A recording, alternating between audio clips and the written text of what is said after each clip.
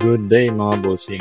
Meron nga pala ditong dinala Smash 110 na ginawa kong 130cc 54mm black piston.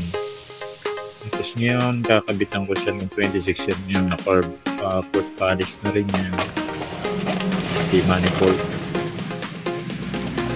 So, ito nga pala yung stock ng carb. Tapos ito ang ilalagay ko na carburetor. 26mm K-in.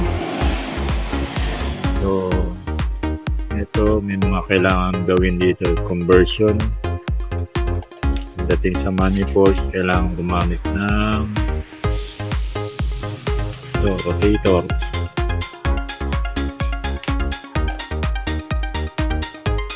Tapos yung manifold, kung gusto ng manifold niyan, pwedeng dyan, pwede dun sa kabila.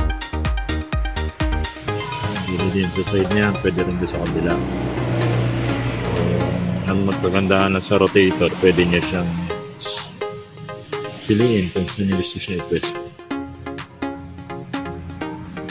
Tapos yun ang ginawa kong gagawin kong manifold extension. Nakating ko. Ito na nga yung finish. Tapos testing ko na rin.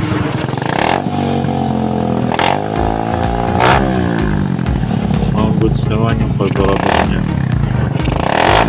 Ito, testing ko na rin.